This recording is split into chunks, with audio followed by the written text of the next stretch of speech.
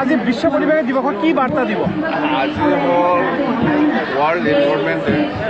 পুৰা দুনিয়া, গোটেই কাণ্ট্ৰি, গোটেই ষ্টেট, গোটেই অঞ্চলত যিমান মানে দুনিয়াত যিমান মাটি পৰি আছে ইয়াতে গাছ ৰোৱাটো সকলোৰে দায়িত্ব আৰু সেইটো ৱৰ্ল্ড হিচাপে পুৰা বিশ্বই সেইটো পালন কৰে। আজিৰ দিনটো ৱৰ্ল্ড এনভাইৰনমেণ্ট ডে।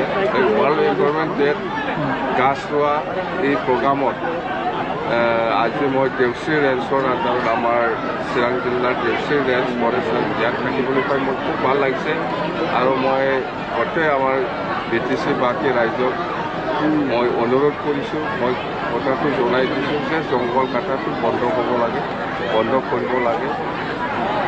সঁচাকৈ 2006 চনৰ ফৰেষ্ট ৰুলাৰ্ছ একমতে যিসকলে ফৰেষ্ট টাইটেল পাব লাগে বা মাটিৰ ফৰেষ্টৰ মাটিৰ পাট্টা পাব লাগে সেই অনুযায়ী মাটিৰ পাট্টাটো পাব।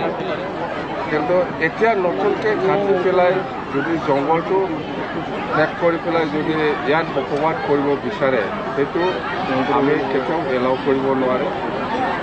আৰু ইয়াৰ ওপৰত আমাৰ ডিপাৰ্টমেণ্টেলি যিখিনি একশ্যন ল'ব লাগে বা ইভেকশ্যন কৰিব লাগে সেইটো কৰিবই। আৰু নতুনকৈ খাটাসকলক ফৰেষ্ট ৰুলাৰ্ছ এক্টৰ আণ্ডাৰত আমি আজিৰ দিনত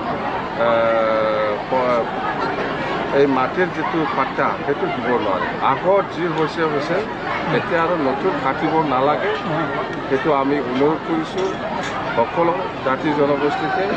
পুৰাণা যিসকল আছে সিহঁতক মাটিৰ পাট্টাটো দিয়া হ'ব। আগত ছাৰ্ভে কৰা আছে, কিছুমান দিছে আৰু অলপ বাকী আছে, সেইটো দিয়াটো কমপ্লিট কৰিব। কিন্তু নতুন মাটিৰ পাট্টা দিয়াৰ নামত জংঘলত মাটিৰ পাট্টা দিয়াৰ নামত নতুন ছাৰ্ভে কেতিয়াও নহয়।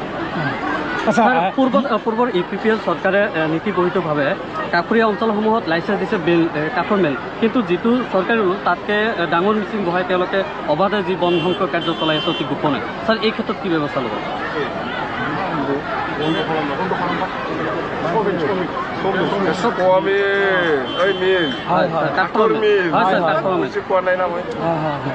নতুনকৈ লাইচেঞ্চ দিয়া নহ'ব এতিয়া, আগত যি হ'ল এই মিল নতুন খোলা মানে জংঘল কাটা মিলটো কোনটো কিহৰ কাৰণে মিল কৰে? এই জংঘল কাটিবৰ কাৰণেহে। এইটো কাৰণে এইটো ফৰেষ্টৰ পৰা এইটো এলাউ কৰিব নালাগে এতিয়া আৰু কৰিব নিদিওঁ আৰু নতুন মিল কৰিব নিদিম। ছাৰ আগৰখিনি ডাঙৰ মিচিং বহাই কিন্তু চলাই আছে ছাৰ। চাম না আমি, আপুনি কৈছে যিহেতু আমি গম পাইছে, এতিয়া আমি ছাৰ্ভে কৰিম, এইটো ভাল কথা।